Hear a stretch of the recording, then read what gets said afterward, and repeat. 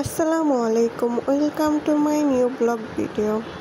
তো আজকে আপনাদের সাথে শেয়ার করব দারুণ একটি রেসিপি, যেটা আগে কখনো খেয়েছেন কিনা বলতে পারছি না, তবে একবার খেলে এটার ফ্যান হয়ে যাবেন এতটুকু বলতে পারছি।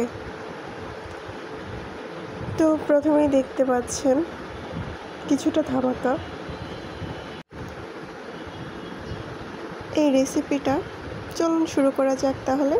তো প্রথমেই দেখতে পাচ্ছেন আমি সব কিছু রেডি করে নিয়েছি। এটা ছিল ডাল বাটা। আমি একটু ডাল বেটে নিয়েছিলাম। আর এটা দেখতে পাচ্ছেন, এটা আমি একটা ডিম গ্রেট করে নিয়েছি। মূলত এটা একটা ডিমের রেসিপি হবে। তো আমি ডালের সাথে ডিমটা দিয়ে দিচ্ছি। একে একে করে আমি সবগুলো উপকরণ এতে দিয়ে দেব। প্রথমেই দিয়ে দিচ্ছি পেঁয়াজ কুচি। এটা আগে থেকেই আমি সব কিছু রেডি করে রেখেছিলাম, এবং দিয়ে দিচ্ছি মরিচ কুচি, কাঁচামরিচ দিয়ে দিচ্ছি, অ্যান্ড ধনিয়া পাতা দিয়ে দিচ্ছি। এই রেসিপিটাতে অবশ্যই ধনিয়া পাতা ইউজ করবেন, তাহলে এটার স্বাদটা আরও অনেক বেশি ভালো লাগবে। তো পরিমাণ মতো লবণ দিয়ে দিচ্ছি। তো এখানে একটু হলুদ গুঁড়ো, মরিচ গুঁড়ো, অ্যান্ড একটু মুরগির মাংসের মশলা দিয়ে দিয়েছি। দেন এটা আমি খুব ভালোভাবে মিক্স করে নেব। এটা খুব ভালোভাবে মিক্স করে নিয়ে দেন আমি এটা তেলের মধ্যে ভাজবো। মানে এটাকে আমরা নর্মালি পেঁয়াজি বলি। ডিমের সাথে ডাল এভাবে মিক্স করে পেঁয়াজি বানিয়ে খেয়ে দেখবেন, এটার টেস্ট এত ভালো, মানে কি বলবো, আর এত বেশি মচমচে হয় যে আপনি শুধু ডালের বড়া খাওয়া ভুলে যাবেন। তো দেখতে পাচ্ছেন আমি কিভাবে মিক্স করে নিয়েছি। একদম সুন্দরভাবে মিক্স করে নেবেন। তো আমি এভাবে মিক্স করে নিয়েছি। দেন আমি চলে যাব চুলায়।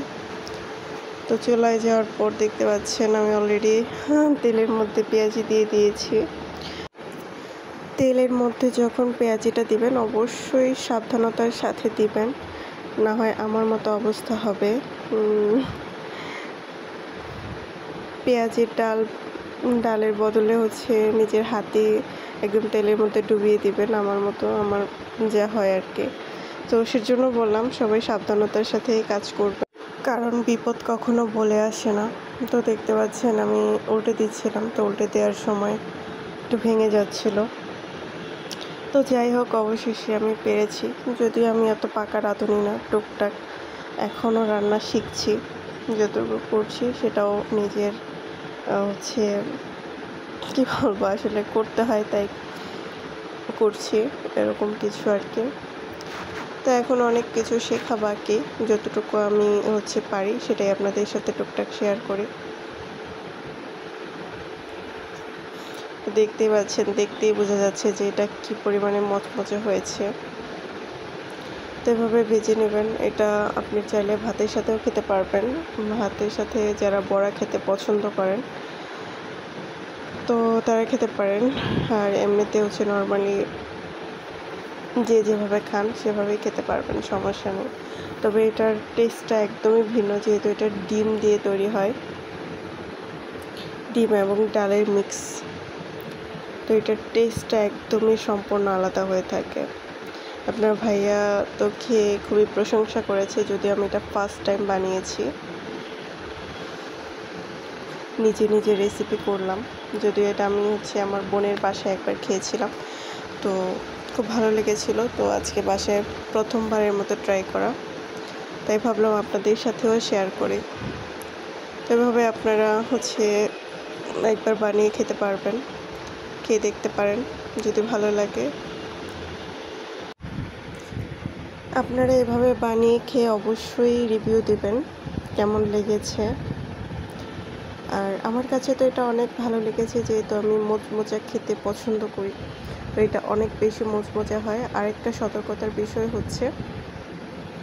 এটা যখন ভাজবেন অবশ্যই একটু দূরে থাকবেন, কেননা এটা থেকে একটু যেহেতু ডিম দিয়েছি, তো ডিম দেওয়ার কারণে এটা একটু ছিটে আসে।